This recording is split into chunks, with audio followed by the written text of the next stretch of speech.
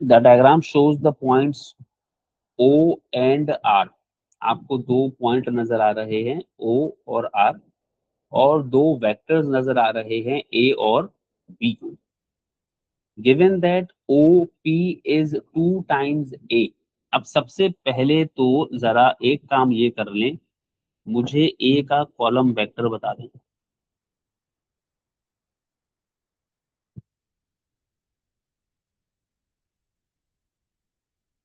बता दो।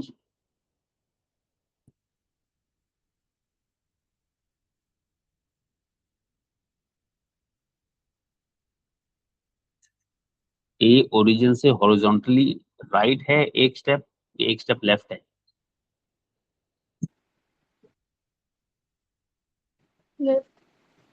एक स्टेप लेफ्ट, तो A का हॉरिजॉन्टल कंपोनेंट कितना हो गया? -1 A का वर्टिकल कंपोनेंट बता दें।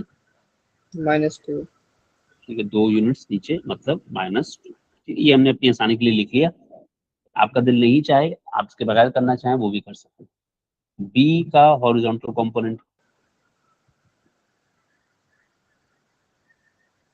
2 वर्टिकल कंपोनेंट 0। सही, ये हमने अपने लिए लिख लिया। ठीक है, किसी का दिल चाहे वो ये ना लिखना चाहे तो वो ना लिखे। अच्छा जी, the diagram shows the points O and R on and the vectors given that OP is 2 times A।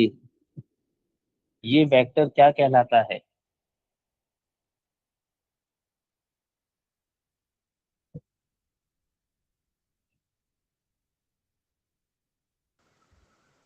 Positional vector. कौन सा वेक्टर?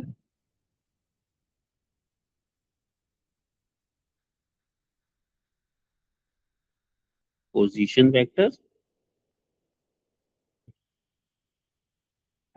ऑफ, किसका पोजीशन वेक्टर? ओपी। OP का position vector. Position vector of P। जब OP कह दिया तो position vector कहने की जरूरत नहीं रही। सही है, ये आपको पॉइंट P की लोकेशन बताता है विद रेस्पेक्ट टू ओरिजिन। अच्छा जी, अब OP कितना है? OP 2 टाइम्स A है। अब आपको मैंने क्या किया, मैंने A का कॉलम वेक्टर बना कर दे दिया आपको। जब मैंने A का कॉलम वेक्टर बना कर दे दिया तो आप 2A कैलकुलेट कर सकते हैं। सही है, तो 2A कितना हो गया? -2 और -4। राइट, O से P पर जाना है। O से कितने स्टेप हॉरिजॉन्टली और कहां पर?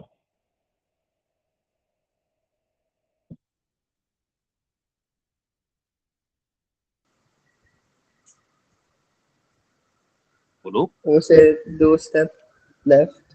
2 स्टेप्स लेफ्ट। लेफ्ट का मतलब है ये एक स्टेप और ये दूसरा स्टेप। सही है, जी, और 4 स्टेप और डाउन। कितना नीचे? 4। 1 2 3 और 4। तो इस जगह पर आपके पास P आ जाएगा। क्या मुझे ये एरोज दिखाने थे? नहीं।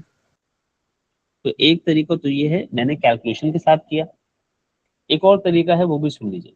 मुझे पता है O से P जाने के लिए 2 टाइम्स A, यानी जितना A है उसका डबल कर दीजिए। तो जितना A है ये एक दफा A हो गया, है ना? जी। इतना ही, इसी डायरेक्शन में आप एक दफा और ट्रेवल कर जाएं, ये एक और दफा A हो गया। तो आप ऐसे भी बना सकते हैं, अवॉइडिंग द कैलकुलेशंस। सही है, तो आप इस तरीके से भी P को ट्रेस कर सकते हैं, वो चॉइस आपकी है। फिर O से Q, अब अगेन ये O से Q जो है, इसे क्या चीज कहते हैं?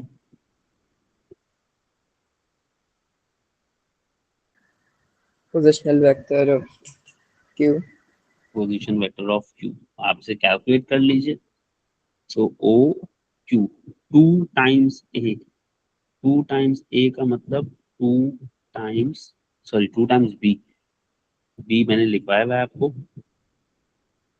माइनस ए,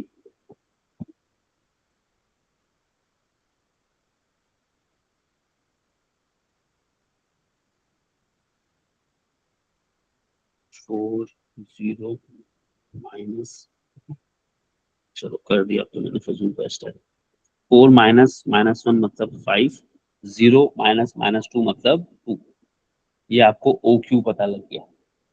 तो 2 दफा बी और 1 दफा ए, अच्छा खैर, अभी तो ओ क्यू 5 स्टेप्स आगे, तो 1 2 3 4 5 स्टेप्स आगे और 2 स्टेप्स ऊपर, तो यहाँ पर आपके पास क्या आ गया, क्यू आ गया। सही है।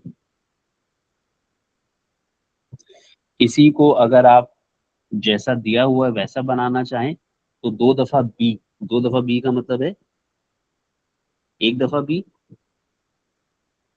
दूसरी दफा बी, और फिर माइनस ए। आपको ये पता है कि आप इस जगह पर हैं, ऐसे अगर आप जा रहे हैं तो ये ए है, माइनस ए का मतलब है इसकी ऑपोजिट डायरेक्शन में, मतलब ऐसे जाना है। सही है। तो अगर आप ड्रॉ करना चाहें तो आप ड्रॉ करके भी क्यू पर पहुंच सकते हैं। कहिए। सर ये वो लीनियर कॉम्बिनेशन पे था। हाँ, मतलब वेक्टर्स का कॉम्बिनेशन है ना भाई। 2 दफा बी लिया मैंने और 1 दफा माइनस ए लिया मैंने। सही है।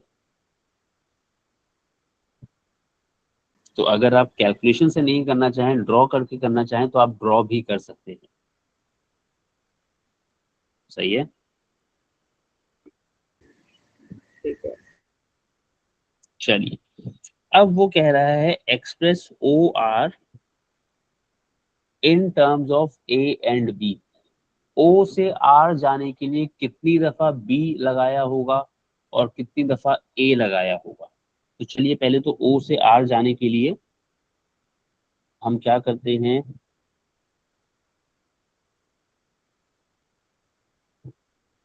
ये मैंने क्या चीज लगाई है और कितनी बार लगाई है, माइनस बी एक बार लगाया। माइनस बी, 1 दफा माइनस बी, फिर एक और दफा माइनस बी। सही है। जी। राइट। अब मैं क्या करूंगा, यूं चला जाऊंगा, ये क्या है, माइनस है। 1 दफा माइनस ए। तो आपने कितनी बार बी लगाया ओ से आर जाने के लिए, 2 बार। 2 बार, और कितनी बार ए लगाया, 1 बार। 1 बार, तो माइनस ए माइनस 2 बी। तो आप इसे ऐसे लिखना चाहें या माइनस 2 बी माइनस ए लिखना चाहें, वो आपकी चॉइस है। आ रहा है समझ में। जी।